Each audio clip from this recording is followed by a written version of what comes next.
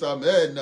Amen. Il est écrit dans la parole de Dieu que l'homme ne vivra pas de pain seulement, mais de toute parole qui sort de la bouche de l'Éternel. Prions, bien-aimés dans le Seigneur. Abba Père, nous sommes venus devant ton trône pour pouvoir être nourris par toi.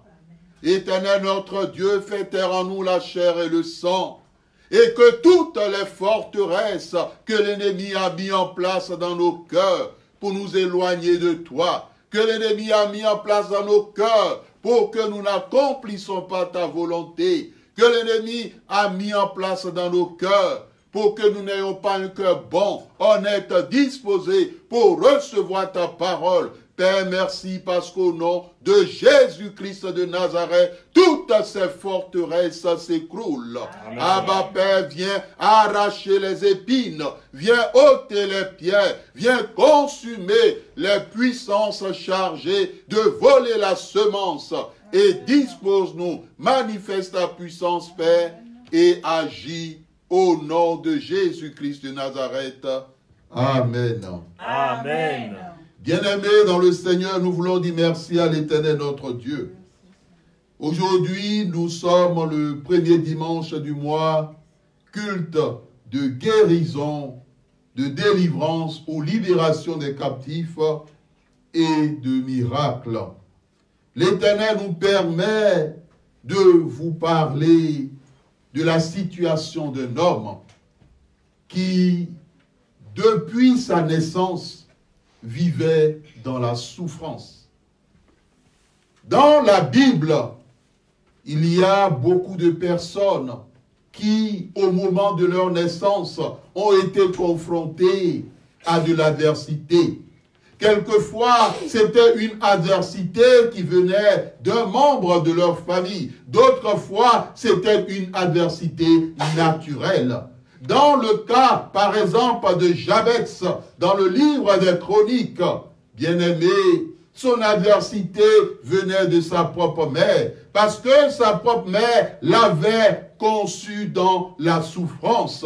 Beaucoup de personnes, leur adversité a commencé depuis qu'ils étaient dans le sein maternel ou à leur naissance, parce que les parents ont décidé de leur consacrer aux sirènes des eaux. Et aujourd'hui, loin de nous de critiquer une nation, il y a plusieurs nations où la sirène des eaux s'est implantée, où la sirène des eaux a établi ses sièges les plus importants. On peut citer la Côte d'Ivoire, on peut citer le Cameroun, on peut citer d'autres nations. Mais dans le cadre du ministère, nous avons eu à rencontrer des personnes de plusieurs nationalités. Et dans la plupart du temps, ceux qui venaient de ce pays, l'adversité était énorme. L'esprit de mort œuvre beaucoup dans différentes nations. On peut citer le Bénin, on peut citer aussi le Cameroun à nouveau, on peut citer le Congo, on peut citer le Gabon, on peut même citer la France, bien-aimés dans le Seigneur. Parce que lorsque nous parlons de la réalité des forces obscures ou de la réalité des forces des ténèbres, plusieurs ont cette tendance à penser que ce sont des réalités uniquement qui sont liées au pays d'Afrique ou au pays d'Amérique du Sud, connaissant la civilisation inca, ou au pays d'Asie comme l'Inde, bien-aimé dans le Seigneur. Jabès, sa souffrance venait de sa mère.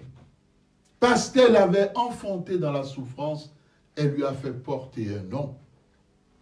Et ce nom a tourmenté toute sa vie. Ce nom l'a enchaîné. Ce nom lui a fermé les opportunités de réussite dans sa vie, contrairement à ses autres frères et sœurs ou à ses collègues. Aujourd'hui, nous voulons parler du boiteux de naissance. Mais alléluia, ce dernier a retrouvé la joie. Et ce message que l'Éternel veut adresser ce matin, c'est pour que, quelle que soit la charge, quel que soit le fardeau, quel que soit le mal, quelle que soit l'infirmité que tu portes depuis ta naissance, que l'Éternel puisse te faire grâce. Amen. Nous savons que beaucoup de femmes portent cette infirmité qu'on appelle les règles douloureuses. Certaines règles douloureuses ne sont pas de nature spirituelle. Nous voulons bénir l'Éternel. Nous avons eu le cas d'une dame qui a souffert de cela. Avant qu'elle ne souffre de cela, sa mère a souffert de cela. Bien-aimés dans le Seigneur. À certains moments, certaines femmes ont cette tendance, qui n'est pas faux, de dire que, mais, est-ce que les règles douloureuses ne sont pas héréditaires? Parce que leur mère a eu cela, eux-mêmes, ils ont cela. Est-ce que leur fille n'aura pas cela? Bien-aimés, heureusement que l'Éternel en Jésus-Christ nous donne la joie et nous permet de retrouver la joie. Écoutons l'histoire de ce boiteux de naissance dans le livre des Actes des Apôtres, chapitre 3, versets 1 à 11. Nous prenons nos Bibles dans Actes des Apôtres, chapitre 3, versets 1 à 11. C'est après le livre de l'Évangile selon Jean, Actes, chapitre 3, versets 1 à 11. Écoutons la parole de l'Éternel. Il était 3 heures de l'après-midi, l'heure de la prière. Pierre et Jean montaient ensemble au temple. Or, on amenait un homme boiteux de naissance qu'on installait tous les jours à la porte du temple appelé la Belle pour qu'il demande l'aumône à ceux qui entraient dans le temple. Voyant Pierre et Jean sur le point d'y entrer, cet homme leur demanda l'aumône. Pierre, accompagné de Jean, fixa les yeux sur lui et dit, « Regarde-nous. » Il les regardait attentivement, s'attendant à recevoir d'eux quelque chose. Alors Pierre lui dit, « Je n'ai ni argent ni or, mais ce que j'ai, je te le donne. Au nom de Jésus-Christ de Nazareth, lève-toi et marche. » Puis il le prit par la main droite et le fit lever. Ses pieds et ses chevilles s'affermirent immédiatement. D'un bond, il fut debout et se mit à marcher. Il entra avec eux dans le temple, marchant, sautant et adressant des louanges à Dieu. Tout le peuple le vit marcher et louer Dieu. Et il reconnaissait que c'était bien celui qui était assis à la Belle, porte du temple pour demander l'aumône. Et il fut rempli d'étonnement et de stupeur à cause de ce qui lui était arrivé. Comme il ne quittait pas Pierre et Jean, tout le peuple stupéfait accourut vers eux au portique appelé portique de Salomon. Amen. Amen. Avant de pouvoir continuer, nous allons demander au groupe Hosanna de nous exécuter le chant « Que tes vives eaux ». Bien-aimés dans le Seigneur, il est très important que nous laissons le Saint-Esprit prendre le contrôle dans notre vie. Le Saint-Esprit prendre le contrôle de toute situation que nous traversons à un moment ou à un autre de notre vie. Cela est très important. Mon frère, ma sœur, il est très important de laisser l'Esprit de Dieu te venir en aide. Aujourd'hui, beaucoup de chrétiens, dans la souffrance, à un moment donné, ont ouvert leur cœur. Ils ont ouvert leur cœur à des chrétiens, à d'autres chrétiens. Ils ont ouvert leur cœur à des ministres. Mais dommage pour certains, ils sont tombés sur ce qu'on appelle les faux frères, les fausses sœurs. Ils sont tombés sur ce qu'on appelle les faux ministres. Et certains ont été dégoûtés dans ce qu'ils ont vécu, dans ce qu'ils ont vécu avec ces personnes, de la façon dont ils ont été traités. Ils sont remplis d'amertume. Il est vrai, lorsque tu passes par des moments difficiles, tu dois ouvrir ton cœur à l'Éternel. Laisse l'Éternel t'orienter, te conduire vers ceux qui lui appartiennent dans sa maison pour que tu puisses obtenir le secours de Dieu. Que tes vives eaux.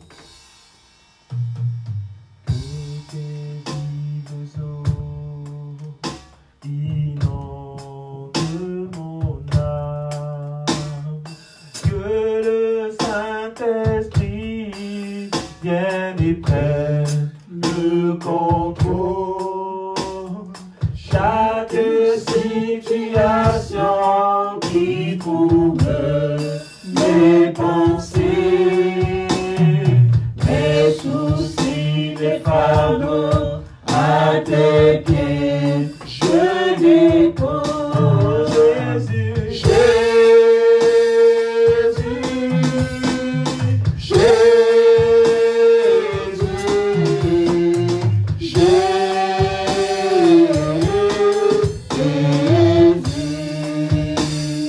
t'adorons Père,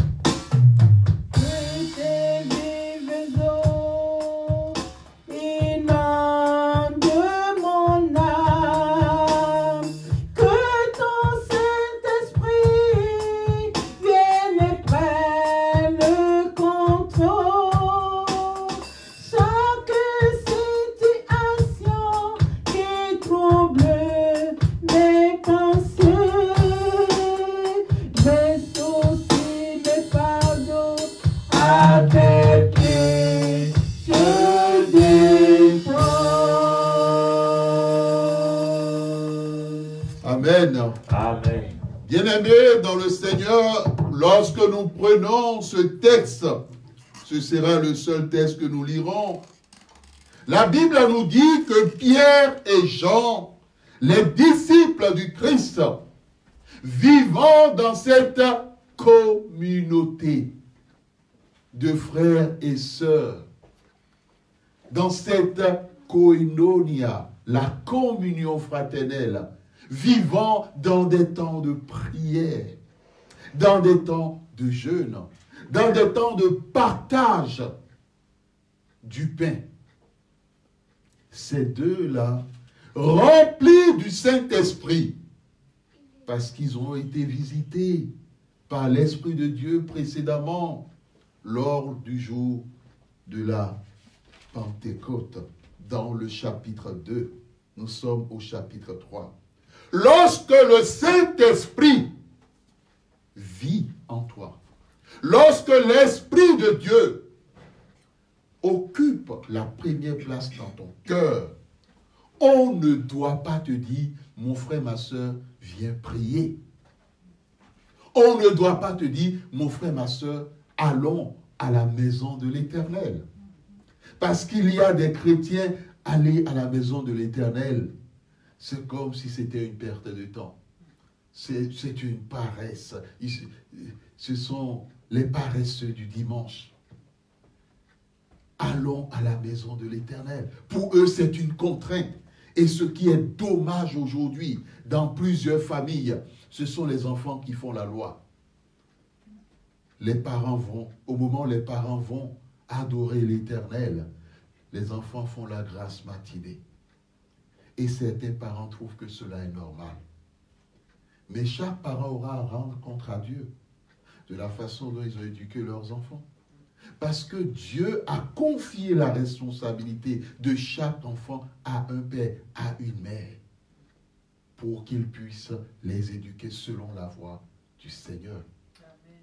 Mais certains parents ont raté le coach depuis le bas âge.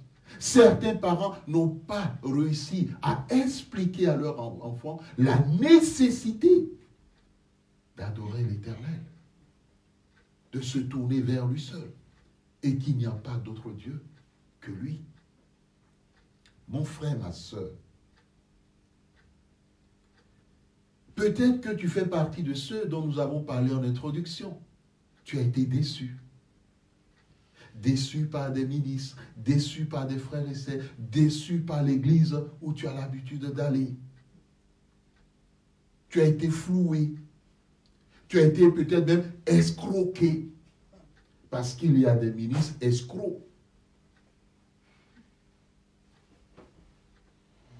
Chaque enfant de Dieu doit comprendre que tous n'ont pas été appelés. Tous ne sont pas ministres de Dieu. Plusieurs se sont fait ministres, mais Dieu ne les connaît pas.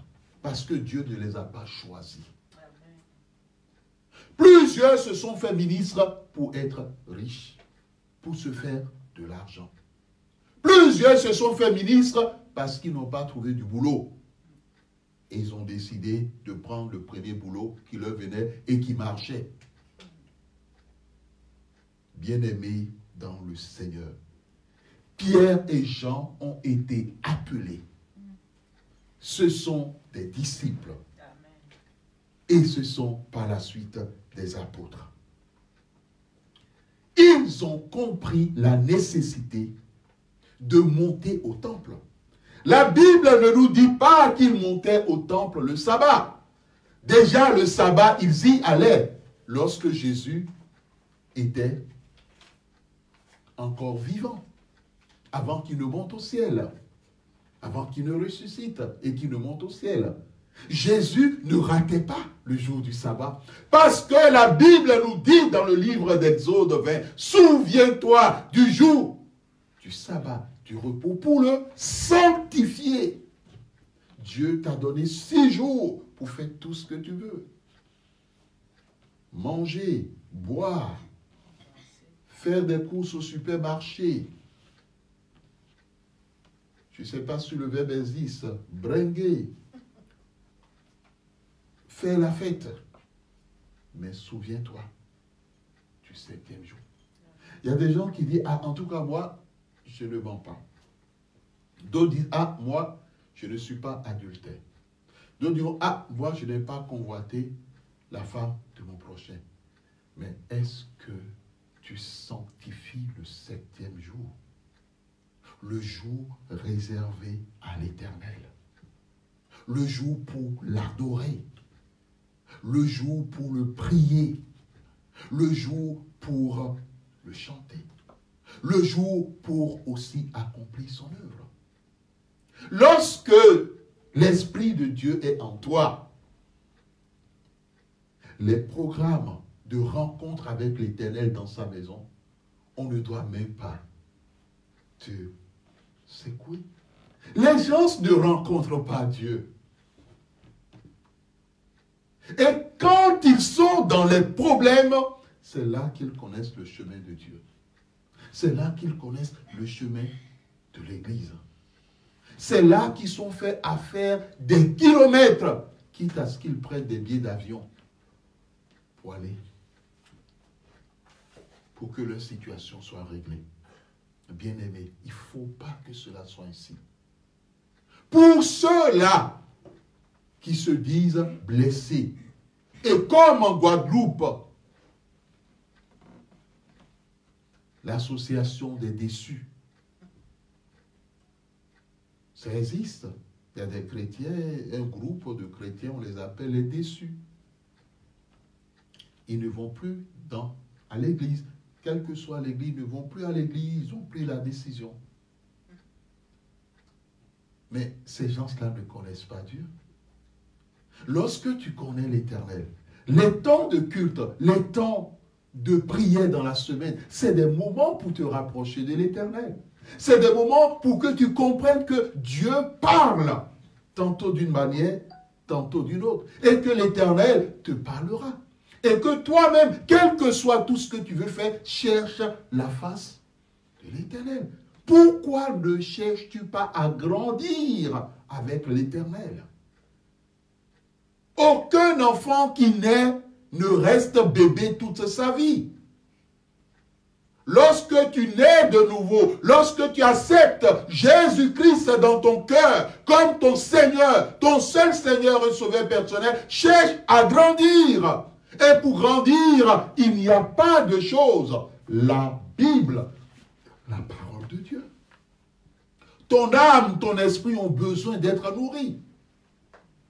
Aucun enfant qui ne naît ne refuse d'être nourri. Lorsque vous avez un enfant qui naît, qui refuse d'être nourri, c'est que cet enfant a un problème. Parce que l'enfant a besoin du lait maternel pour grandir, pour avoir les vitamines nécessaires dans son organisme. Et chaque enfant de Dieu a ses vitamines lorsqu'il accepte Jésus-Christ dans la parole de Dieu. Pour l'affermir, pour le consolider, pour qu'il croisse et atteigne la maturité afin d'édifier d'autres enfants de Dieu. Bien-aimé, est-ce que avant que tu sois confronté à ces faux pasteurs, à ces faux chrétiens, à ces faux sœurs ou faux frères, est-ce qu'avant d'aller dans ces églises, est-ce que tu as cherché la face de Dieu? Est-ce que tu as dit, Éternel, est-ce ta volonté que j'aille dans cette église? Parle-moi. D'autres diront, mais moi je n'entends pas la voix de Dieu. J'ai déjà entendu, d'autres disent, mais j'ai entendu Dieu me parler. J'ai entendu Dieu me dire ceci. Et dans le même cas, il y a certains qui sont manipulés par le diable. Et pour eux, c'est devenir un refrain. Ah, Dieu a dit, Dieu a dit, Dieu a dit. Pour se moquer des chrétiens qui vivent réellement. Jésus n'est pas un menteur. Jésus a dit, mes brebis, dans Jean chapitre 10, entendent ma voix. Mes brebis entendent ma voix.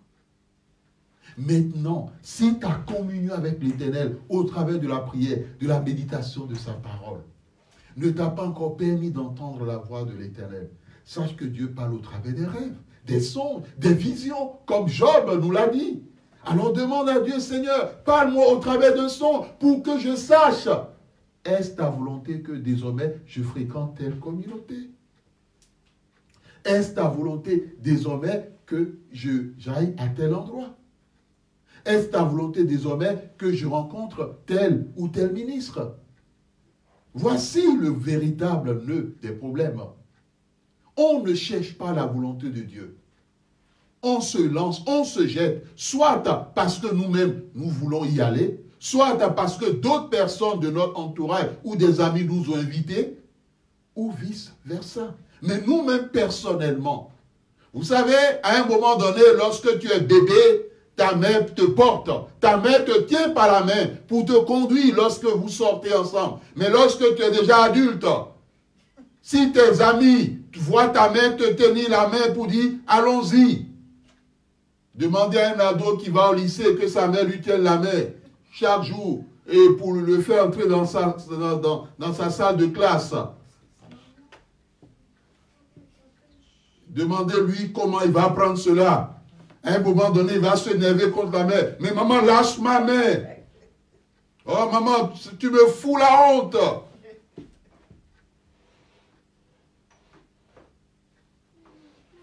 Bien-aimé dans le Seigneur,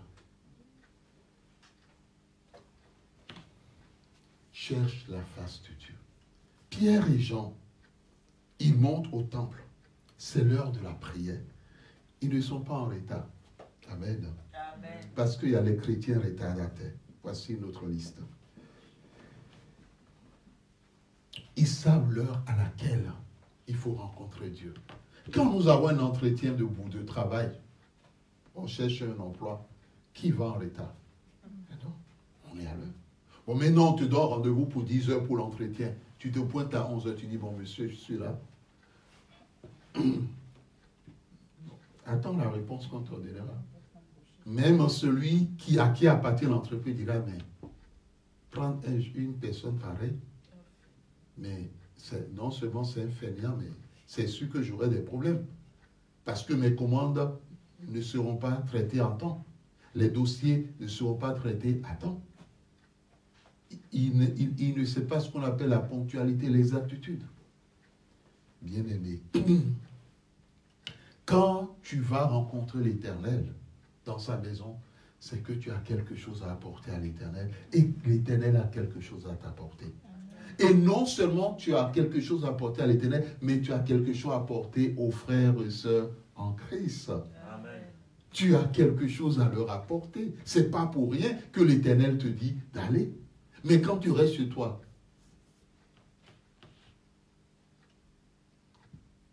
ta maison, la seule chose que ta maison peut t'apporter, peut-être la télévision, ou l'ordinateur, ou ton téléphone. Et en dehors de cela, la nourriture. C'est tout. C'est tout. Bien-aimé, sors. Sors. Parce que ces types de chrétiens, c'est comme s'ils étaient dans un tombeau. Mais Jésus a dit à Lazare, sors. Ils sont liés parce que leur cœur est rempli d'amertume. Les déçus, c'est des gens dont le cœur est rempli d'amertume, de souffrance, et qui n'ont pas pris la peine de se réconcilier avec l'Éternel. Ils n'ont pas pris la peine de dire à Dieu de guérir les blessures qui sont liées à ces faux ministres, à ces faux frères et sœurs qui leur ont fait du mal à un moment ou à un autre de leur vie. Mais tu dois le faire. Parce que celui qui ne pardonne pas, il est mort, nous dit Jean dans son épître. Mais celui qui pardonne, il passe de la mort à la vie. Pierre et Jean, nous prions afin que les deux personnes, dont l'un a des problèmes de vision et l'autre des problèmes au niveau de la tête ou des douleurs dans la tête, que l'Esprit de Dieu puisse les visiter ce matin. Amen. Ces deux personnes qui nous écoutent afin que l'Éternel puisse les libérer. Amen. Bien, vous savez, Dieu a donné à certains ce qu'on appelle le don de la parole de connaissance. Allez voir dans 1 Corinthiens chapitre 12. Et quand l'Esprit de Dieu parle, nous écoutons. Bien-aimés, ils ont apporté un homme boiteux de naissance qui était placé tous les jours, verset 2, à la porte du temple appelé la Belle pour demander de l'aumône à ceux qui entraient dans le temple. Voici sa situation. Boiteux, infirme de naissance. Il ne peut pas marcher. Il ne peut pas marcher. Et si on le porte, cela sous-entend que les deux pieds ne sont pas disponibles.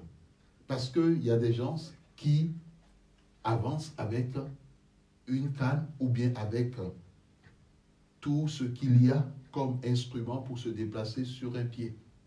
Mais lui, on le porte. Voici sa situation. Bien-aimé. Cela veut dire que depuis sa naissance, on le portait parce qu'il est né boiteux. Jusqu'à l'âge adulte, on le porte. Quelle est ta situation depuis ta naissance à aujourd'hui? Quelle est cette situation qui dure? Jésus-Christ veut mettre un terme à cela.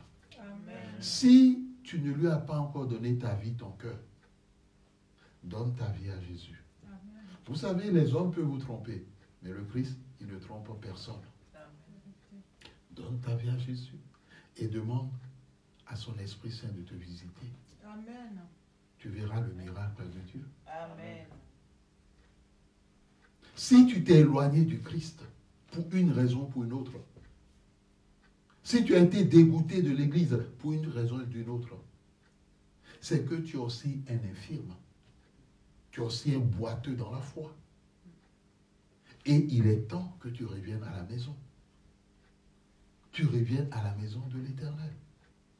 Mais cette fois-ci, laisse-toi conduire par l'Éternel. Tu peux être de ceux-là qui ont gardé rancune contre X ou Y depuis ton enfance, ou bien à un moment donné, parce que la personne a été à l'origine de la mort d'un membre de ta famille, ou parce que la personne a été à l'origine d'une situation vis-à-vis de tes parents, ou bien directement contre toi. Tu peux être de ces sœurs-là qui ont été déçues par ceux qui se disent frères dans l'église, et qui à un moment leur ont fait croire qu'ils allaient construire quelque chose avec eux, et après se sont mis avec d'autres sœurs. Tu peux être cette femme qui n'a jamais connu la joie du mariage, parce qu'après le mariage, par la suite, les personnes te laissaient tomber et te laissaient avec des enfants. Quelle est ta situation? Quelle est ton infirmité? Qu'est-ce qui t'empêche d'avancer dans la vie? De quoi souffres-tu dans ton âme? De quoi souffres-tu dans ton corps? De quoi souffres-tu dans ta vie spirituelle? Toutes ces choses sont des infirmités. Les hommes ne peuvent pas t'aider, mais Jésus-Christ peut t'aider. Et Jésus-Christ peut utiliser ceux-là qui sont ses disciples, ses véritables disciples, ceux-là qui sont ses ministres, pour que quelque chose arrive dans ta vie. Bien-aimés, les personnes qui apportaient le boiteux, ils ne pouvaient rien faire d'autre. Et même, on se rend compte même qu'ils ne pouvaient pas assurer son statut social. Ils ne pouvaient même pas l'aider à manger correctement. Parce que s'il avait le soutien financier, il ne serait pas en train de mendier. L'Éternel n'a pas écrit sur ta vie mendicité. L'Éternel n'a pas écrit sur ta vie stérilité. L'Éternel n'a pas écrit sur ta vie chômage ou sans emploi. L'Éternel n'a pas écrit sur ta vie célibat. Parce que ton célibat dure depuis longtemps. Et tu attends toujours la personne qui fera ta joie. L'Éternel n'a pas dit sur la vie de tes enfants échec. L'Éternel n'a pas écrit sur la vie de tes enfants drogués. La Bible nous rappelle la parole de Dieu dans Jérémie 29. Je connais les projets que j'ai forgés ou forgés pour vous. Projets de peur, non de malheur, afin de vous donner un avenir et de l'espérance. Bien-aimés dans le Seigneur, l'entourage de cet homme, eux, ne pouvaient rien. Que lui dit, nous, ce qu'on peut faire pour toi, on te dépose devant un lieu, en l'occurrence le temple, comme il y a des gens qui vont et viennent, et tend la main, et parle, crie-les, dis-les, donnez-moi quelque chose. La mendicité n'est pas une vie. Le célibat, après des années, voyant l'âge passer, ce n'est pas une vie. L'échec dans le mariage, ce n'est pas une vie. La stérilité, malgré que tu es marié, les enfants ne viennent pas, ce n'est pas une vie. Tu voulais des enfants, les enfants aujourd'hui sont devenus des cas, ce n'est pas une vie. Mais avec Jésus-Christ, tout est possible. Et ces situations d'infirmité prennent fin. Bien-aimés dans le Seigneur, ils l'ont déposé là. L'homme peut faire ce qu'il peut, mais il fera toujours le strict. Donc c'est pourquoi ne te fâche pas contre l'être humain quand il fait ce qu'il peut. Parce que d'autres n'en font pas du tout. Ce boiteux n'est pas un rancunier. Il ne disait pas dans son cœur, vraiment, il passe le temps à me déposer chaque fois devant le temple, au lieu de me donner de quoi me nourrir. Parce qu'il y a des hommes qui pensent comme ça. De quoi me nourrir, donc ils convoitent ce qui appartient aux autres. Ils jalousent ce qui appartient aux autres. Au lieu de me déposer, au lieu de me nourrir, ils me déposent chaque matin pour que je mendie. Des ingrats comme ça. Des méchants comme ça. Mais tu as un problème. Lorsqu'une personne a un problème, ce que Dieu attend de lui, c'est un cœur pur. C'est un cœur pur, un cœur bon. Pas un cœur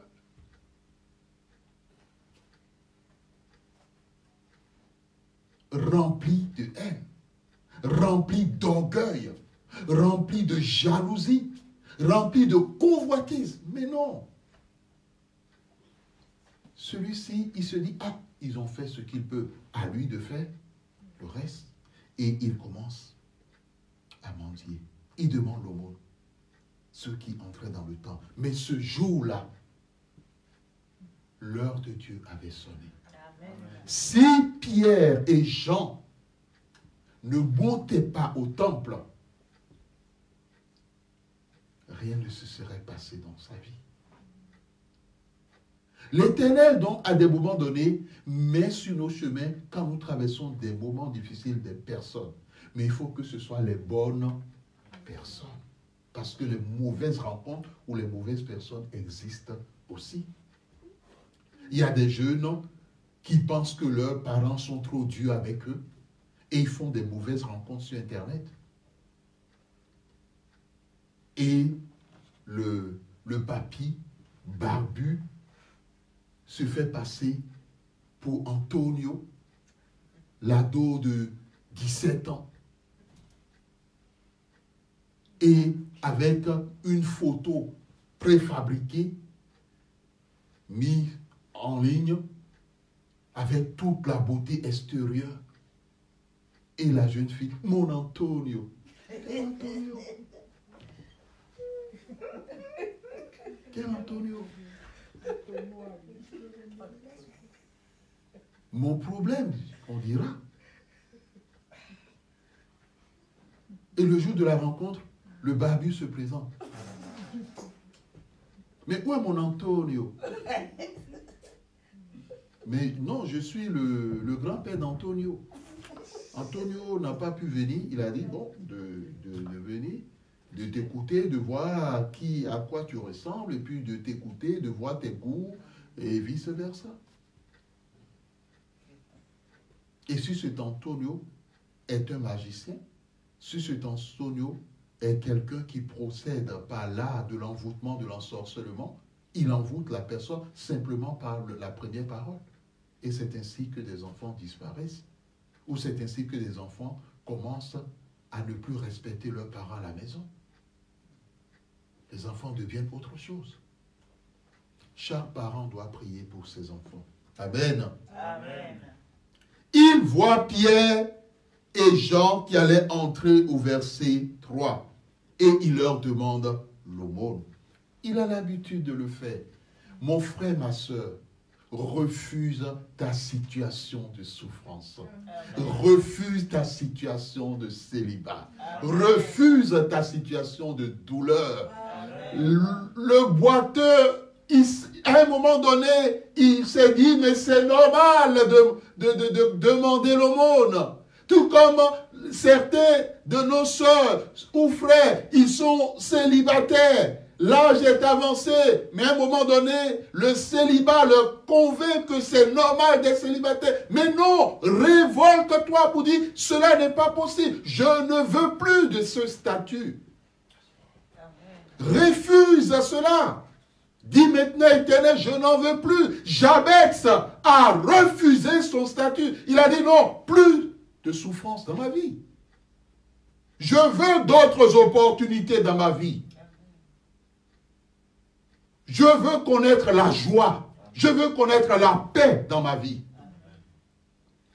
Il y a des femmes qui souffrent dans des couples. À un moment donné, elles doivent se tourner vers l'Éternel pour dire, Seigneur, je ne veux plus souffrir dans mon couple. Je ne veux plus. Interviens, agis dans ta puissance. Bien-aimé, il avait trouvé que c'était normal. Tel est l'élément le plus dangereux. Lorsque la situation que nous vivons nous amène à ne plus nous battre, nous amène à accepter la défaite. Or, la défaite n'est pas dans l'ADN spirituel d'un enfant. enfant de Dieu. Amen. Dieu a inscrit la victoire. Amen. Parce que tu es fils de Dieu. Amen. Amen. Tu es prince de Dieu. Amen. Tu es princesse de Dieu. Amen. Amen. Tu es victorieux. Amen. Gédéon dans Juge 6, malgré que les problèmes qu'il vivait venaient des autels familiaux, à un moment donné, il acceptait sa situation, il se voyait et il avait accepté qu'il était un homme de défaite, un homme appelé à l'échec, un homme qui ne pouvait pas s'en sortir. Mais lorsque l'Éternel envoie son ange vers lui, il lui dit, vaillant héros. L'ange ne dit pas seulement vaillant. Il ne dit pas seulement héros. Parce qu'un héros, c'est celui qui a remporté la victoire. La guerre n'était même pas encore menée que dans l'ADN spirituel, Dieu avait déjà inscrit la victoire dans sa vie. Mais lui ne pensait qu'en termes de défaite. Il ne réfléchissait qu'en termes de défaite. Bien-aimé dans le Seigneur.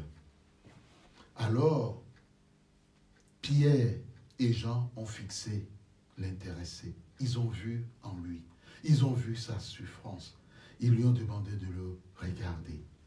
Et lui dit, il ne possède, verset 6, ni or, mais ce qu'ils ont, ils le donnent. Au nom de Jésus-Christ, lève-toi et marche. Ils l'ont saisi par la main. Ils l'ont fait lever. Et à l'instant, ses pieds, ses chevilles deviennent fermes. D'un bond, il fut debout et se mit à marcher. Il entra avec eux dans le temple en marchant, en sautant et en louant Dieu. Le miracle de Dieu s'est produit. Amen. Si Dieu l'a fait pour quelqu'un qui souffrait de mal depuis sa naissance, pourquoi est-ce qu'il ne peut pas le faire pour toi? Au nom de qui? De Jésus-Christ de Nazareth. Il n'y a pas un autre nom qui a été cité. La Bible dit il n'y a aucun autre nom qui puisse être cité et qui soit au-dessus de ce nom. Il n'y a qu'un seul nom, le nom de Jésus-Christ, devant qui tout genou doit fléchir, devant qui les aveugles voient, les sourds entendent, les muets parlent, les paralytiques marchent, les morts ressuscitent. Bien-aimés, ce ne sont pas des histoires. L'Éternel nous a déjà utilisés pour ressusciter une personne qui était morte. Il nous a déjà utilisés pour qu'un sourd qui n'entendait pas, sortant du coma après des mois, que ce sourd entende. L'Esprit de Dieu est là. Et il y a un chant qui dit, l'Esprit de Dieu est là. Il est là parmi nous. Il agit puissamment pour la gloire de Dieu. Mais toutes ces choses, c'est pour la gloire de Dieu. Bien-aimé, tout le peuple l'a vu. Il est entré avec eux. Ne sois pas ingrat, mon frère, ma soeur. Lorsque Dieu fait de grandes choses dans ta vie, ne te détourne plus de l'Éternel. Accroche-toi à lui. Va dans sa maison. Loue-le, chante-le, pour que les gens voient la gloire de Dieu. La Bible dit au verset 11, il ne quittait pas Pierre et Jean. Il ne les quittait plus. Ne quitte plus Jésus. Amen. Parce qu'il est ton Rédempteur. Amen. Il est la solution. Amen. Que l'Éternel bénisse sa parole dans nos cœurs. Amen. Amen.